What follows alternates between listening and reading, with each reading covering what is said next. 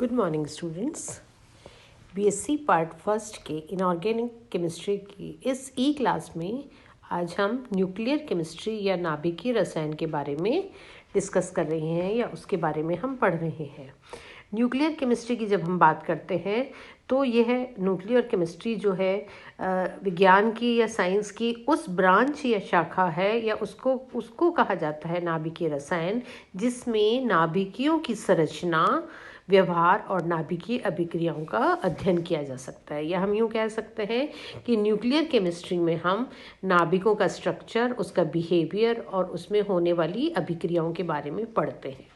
अब इसमें सबसे पहले हम बात करते हैं नाभिक के मूल कण या fundamental particles of the nucleus. ये क्या क्या होते हैं? तो नाभिकों में दो प्रकार के मूल कण होते हैं जो कि नाभिक में हमेशा विद्यमान रहते हैं।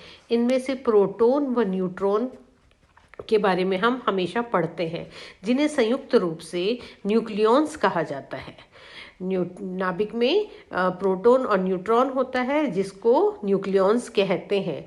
इसमें प्रोटॉन धनावेशित या पॉजिटिव चार्ज वाला होता है और जिसका द्रव्यमान जो है 1.00758 AMU के बराबर होता है, जबकि जो न्यूट्रॉन है वो उदासीन होता है और उसमें 1.00893 AMU वाला द्रव्यमान इसका होता है।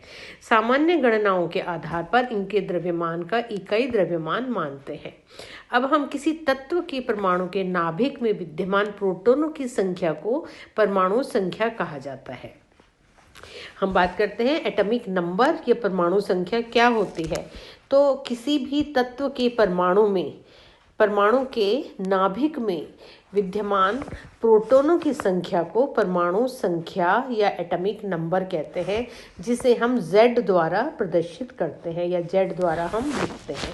यह संख्या उदासीन परमाणुओं में विद्यमान इलेक्ट्रॉनों की संख्या के बराबर होती है और यही संख्या आवर्त सारणी के उस तत्व का क्रमांक होती है। इसे परमाणु क्रमांक कहा जाता है।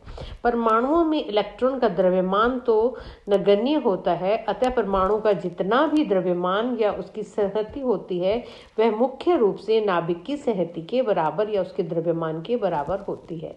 नाभिक में प्रमुख भारी कण प्रोटॉन और न्यूट्रॉन होते हैं, अतः किसी भी नाभिक में विद्यमान प्रोटॉनों और न्यूट्रॉनों की संख्या के योग को उस परमाणु का द्रव्यमान संख्या या मास नंबर कहा जाता है और इस मास नंबर को हम कैपिटल A के द्वारा रिप्रेजेंट करते हैं या इसके द्वारा इसको लिखा जाता है। अगर अब हम इसको लिखें तो Z जो है, अभी हमने पहले बात की, Z वो होती है प्रोटॉनों की संख्या और ये प्रोटॉनों की संख्या कहाँ होती है? नाभिक में। और A जो है वो न्यूक्लियनों की संख्या, यानी न्यूक्लियन मतलब प्रोटॉन और न्यूट्रॉन दोनों को जोड़ने पर जो संख्या आती है वो न्यूक्लियन कहलाते हैं और इनको A के द्वारा रिप्रेजेंट करते हैं। और A-Z जो होता है वो होता है न्यूट्रॉनों की संख्या के बराबर। इसके अलावा अगर हम स्थायी और अस्थायी मूल कण ऐसे होते हैं जिनकी उपस्थिति नाभिक में पाई जाती है, लेकिन इसका यहाँ पर कोई लेकिन इस पे हम नाभिक में इन सब कणों का मिश्रण होता है। नाभिक के प्रमुख मूल कण तो प्रोटॉन और न्यूट्रॉन ही हैं, लेकिन नाभिकों के विभिन्न प्रकार की प्रक्रियाएं संपन्न होती रहती हैं, जिनमें द्रव्यमान व ऊर्जा एक दूसरे से में अंतर परिवर्तित होते रहते हैं।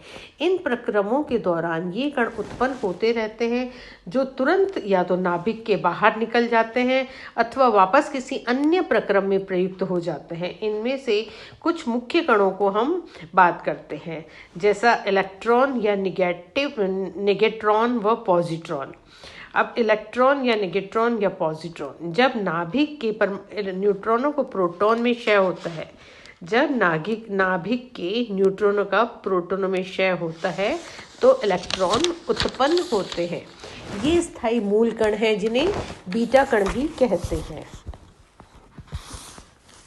इन्हें रो अथवा 0 इलेक्ट्रॉन -1 के द्वारा रिप्रेजेंट किया जाता है। ये ऋणावेशित कण है, इनका द्रव्यमान 0.000548 AMU होता है, जो कि बहुत ही यानी अत्यंत कम होने के कारण सामान्य गणनाओं में ये नगण्य के बराबर गिना जाता है।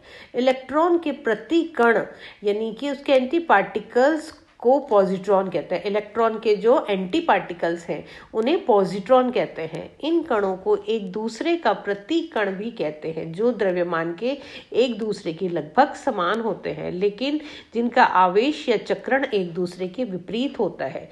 अतः पॉजिट्रॉन का द्रव्यमान तो इलेक्ट्रॉन के बराबर होता है, लेकिन इसका आवेश धनात्मक होता है, इसलिए इन्हें E+ अथवा 0+1 बीटा अथवा 0+1 इलेक्ट्रॉन द्वारा प्रदर्शित करते हैं। ये प्रोटॉनों के न्यूट्रॉनों के क्षय से बनते हैं।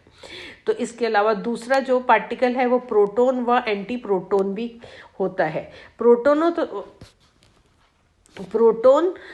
तो नाभिक के सबसे महत्वपूर्ण स्थायी व सदैव पाए जाने वाले मूल कण हैं, जो इकाई धनावेश वाले 1.00758 AMU या इकाई द्रव्यमान वाले कण हैं, जिन्हें 1,1p द्वारा प्रदर्शित किया जाता है। प्रोटॉनों के प्रति कण को एंटी प्रोटॉन कहा जाता है, जिन पर प्रोटॉनों के विपरीत इकाई ऋणावेश होता है, जबकि इनका द्रव्यमान प्रोटॉन के द्रव्यमान के बराबर होता है। इन्हें 1-1p द्वारा प्रदर्शित किया जा सकता है या उनके द्वारा प्रदर्शित किया जाता है।